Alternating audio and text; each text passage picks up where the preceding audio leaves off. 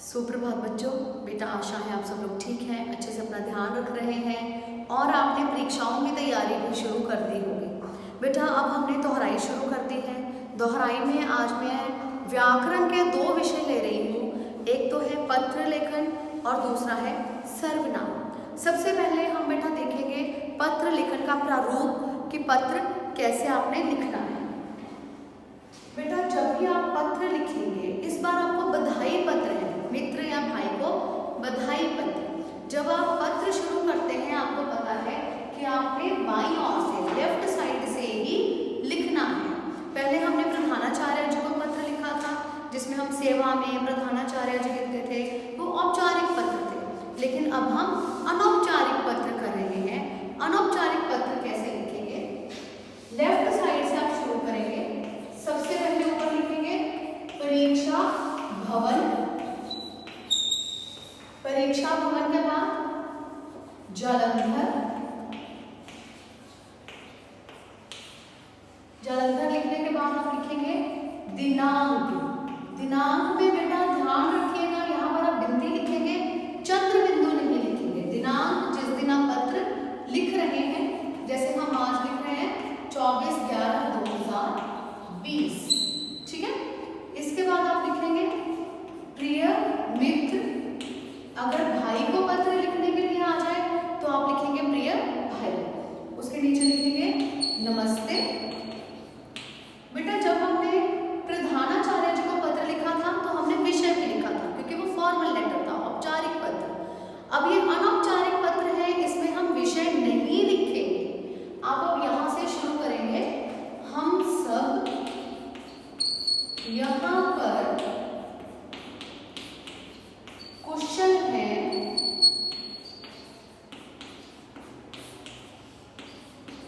और अब हम लेफ्ट साइड पर उसके नीचे आ जाएंगे और आशा है कि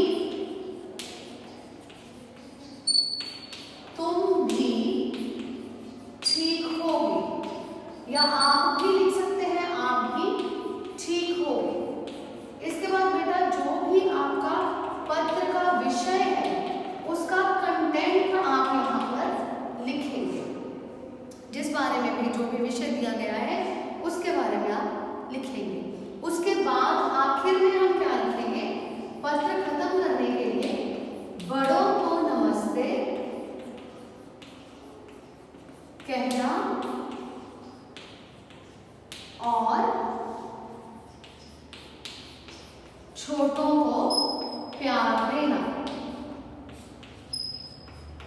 राइट। इसके बाद बेटा यहाँ पर हमारा बॉडी ऑफ द लेटर खत्म हो जाती है। इसके बाद हम नीचे का भाग लिखेंगे। पहले हमने धन्यवाद लिखा था, अब हम धन्यवाद नहीं लिखेंगे। अनौपचारिक पत्र में धन्यवाद नहीं लिखते। यहाँ लिखा जाएगा पत्र लिखने वाला, गर्ल्स लिख सकती हैं, पत्र लिखने वाली। नीचे तुम्हारा मित्र। अगर गर्ल्स लिख रही हैं पत्र लिखने वाली तो वो नीचे लिख सकती हैं तुम्हारी सहेली या तुम्हारी मित्र, डैश नाम डैश पता। बेटा मैंने पिछली बार भी आपसे कहा था डैश नाम डैश पता ही लिखना है। यहाँ पर अपना नाम और अपना पता नहीं लिखना, फॉर्मेट सेम ऐसे ही लिखना है।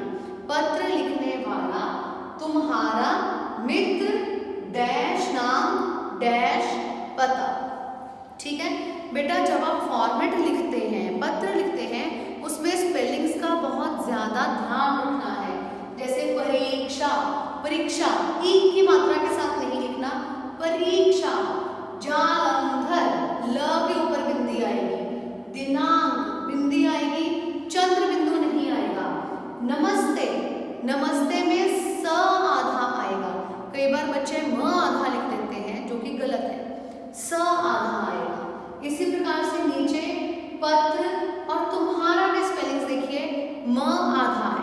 बेटा वर्तनी की अशुद्धियां ना करें, स्पेलिंग एरर्स ना करें, अच्छे से फॉर्मेट रिवाइज करेंगे और जो भी विषय आपको दिया होगा पत्र लेखन का, उसी विषय को को आधार बनाकर आप लिखेंगे। ठीक है, अब हम अपने अगले विषय की ओर चलते हैं जो है सर्वनाम। बेटा आपने सर्वनाम भी पढ़े हैं। सर्वनाम क्या होते हैं? जो शब्द संज्ञा के स्थान पर प्रयोग होते हैं उन्हें सर्वनाम कहते हैं। हमने संज्ञा पढ़ी थी, किसी भी व्यक्ति, वस्तु, स्थान आदि के नाम को संज्ञा कहते हैं, और जो शब्द संज्ञा के स्थान पर प्रयोग होते हैं उन्हें सर्वनाम कहते हैं। उदाहरण लेते हैं, मोहन आया था। ठीक है, इसमें मोहन क्या है? संज्ञा शब्द। अगर हम मोहन की जगह लिखते हैं वह आया था, मोहन की जगह पर हमने जिस शब्द का प्रयोग किया वो है सर्वनाम शब्द। ठीक है, राधा की पोशाक सुंदर है। पोशाक क्या होती है? ड्रेस। ठीक है, राधा की, अगर हम राधा की जगह लिख दें उसकी पोशाक सुंदर है। राधा संज्ञा है, किसी का नाम है, अब उसकी जगह हमने लिख दिया उसकी पोशाक सुंदर है। ये संज्ञा शब्द था और ये सर्वनाम शब्द है। ठीक है, तो जो शब्द संज्ञा के स्थान पर प्रयोग होते हैं उन्हें हम सर्वनाम कहते हैं। अब इसके भेद देखते हैं बेटा। सर्वनाम के 6 भेद होते हैं। सबसे पहले पुरुषवाचक सर्वनाम। पुरुषवाचक सर्वनाम, पुरुषवाचक सर्वनाम वे शब्द होते हैं जो बात करने वाले, बात सुनने वाले और जिसकी बात की जाए उसके बारे में बताते हैं। बात करने वाला मैं बोल रही हूँ, ठीक है, मैं कौन हूँ? जो व्यक्ति बात कर रहा है। बात सुनने वाला, आप मुझे सुन रहे हैं। ठीक है, मैंने कहा आप मुझे सुन रहे हैं, तो आप पुरुषवाचक सर्वनाम। ठीक है, जो बात सुन रहा है, जिसकी बात की जाए, थर्ड पर्सन जिसकी बात की जाए वो भी पुरुषवाचक सर्वनाम है। इसमें जो व्यक्ति बात कर रहा है, जैसे मैं, हम, मुझे, हमें आदि। अब मैंने आदि शब्द क्यों लगा दिया? आदि मतलब एक्सेट्रा, ऐसे वाले शब्द। ठीक है, जो व्यक्ति बात सुन रहा है, आप, तुम, तुम्हारा, आपने आदि। ठीक, अब जिसके बारे में बात की जा रही है वह, वे, उन्हें, उनका आदि। बात करने वाले, जिसकी बात की जा रही है या जो बात सुन रहा है, उन शब्दों को पुरुषवाचक सर्वनाम कहते हैं। अगर मैं सेंटेंस कहती हूँ मैं बोल रही हूँ, तो उसमें मैं क्या है? पुरुषवाचक सर्वनाम। तुम खाना खा लो, तुम पुरुषवाचक सर्वनाम।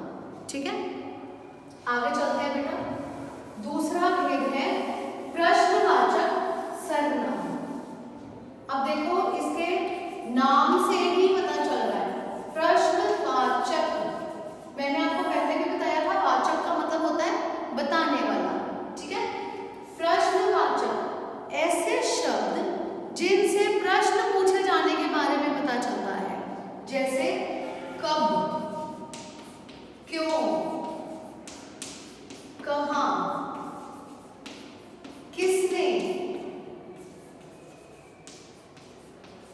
क्या आदि। ऐसे शब्द जिनसे पता चलता है कि कोई प्रश्न पूछा जा रहा है। आप कब आएंगे? पिताजी क्या लाए हैं? माताजी कहाँ गई हैं? दादी जी ने किसे बुलाया है? कोई भी ऐसे शब्द जिनसे पता चले कि प्रश्न पूछा जा रहा है, उसे प्रश्नवाचक सर्वनाम कहते हैं। तीसरा भेद है बेटा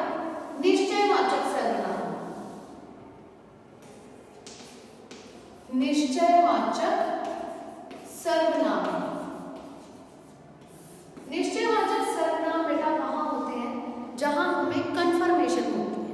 ठीक है, जैसे यह हमारी कक्षा है, यह हमारी कक्षा है, हम कंफर्म है कि यह हमारी कक्षा है, तो इसमें यह शब्द क्या है, निश्चयवाचक सर्वनाम, क्योंकि हम कंफर्म्ड हैं।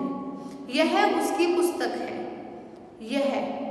ये उसकी सहेलियां हैं, तो ये जहां पर कंफर्मेशन है वहां पर निश्चयवाचक सर्वनाम। अगला भेद है बेटा अनिश्चयवाचक सर्वनाम। अनिश्चयवाचक, आपको इसके स्पेलिंग्स का भी बहुत ध्यान रखना है।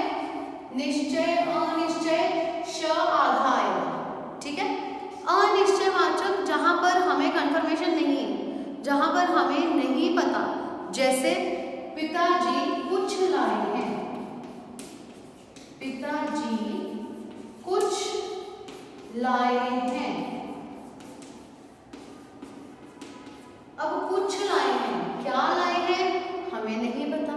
अगर हम कहते हैं पिताजी आम लाए हैं, तो ये संज्ञा शब्द था ना, पिताजी आम लाए हैं। ठीक है, अब हमने लिख दिया पिताजी कुछ लाए हैं।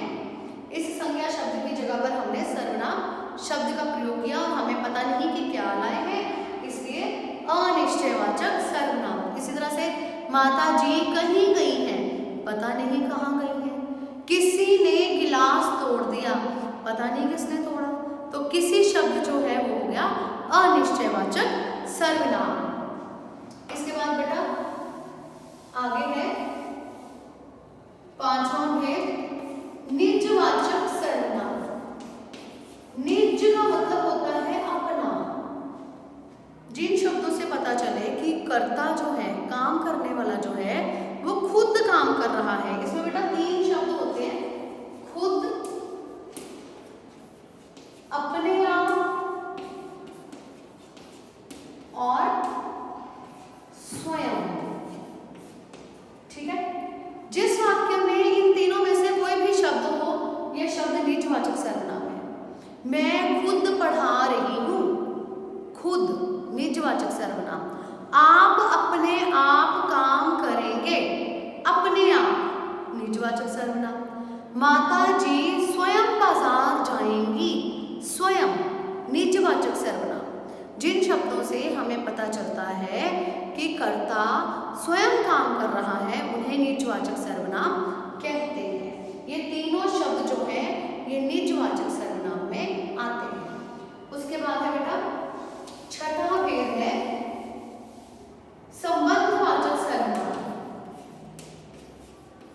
संबंधवाचक सर्वनाम। अब संबंधवाचक सर्वनाम में ऐसे शब्द जो वाक्य को जोड़ने का काम करते हैं, जैसे जैसा करोगे वैसा भरोगे। ठीक है, इसमें जैसा वैसा, इसी तरह से जिसकी लाठी उसकी भैंस, जो परिश्रम करेगा वही सफल होगा। इसमें जैसा वैसा, जो सो, जिसका, उसका, ये वाले जो शब्द हैं इन्हें हम संबंधवाचक सर्वनाम कहते हैं।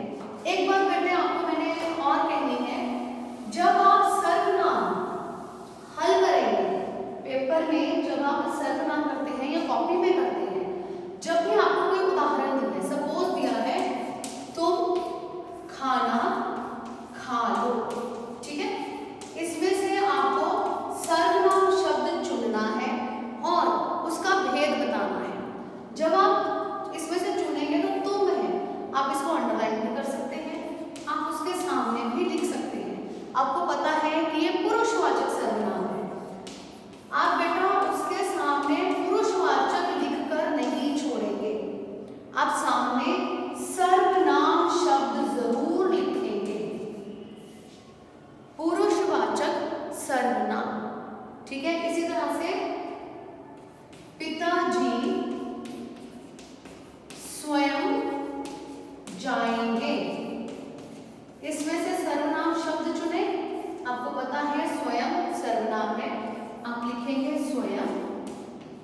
सामने उसका भेद लिखेंगे, निजवाचक, केवल निजवाचक लिखकर नहीं छोड़ेंगे, आप साथ में लिखेंगे सर्वनाम। ठीक है बेटा, मुझे आशा है कि आप लोगों को सर्वनाम अच्छे से समझ में आया है, आपको इसकी दोहराई जो है वो अच्छे से समझ में आ गई है। इसके उदाहरण आप बहुत अच्छे से समझेंगे, करेंगे और भेदों के नाम और उसके स्पेलिंग्स भी अच्छे से करेंगे। धन्यवाद बेटा।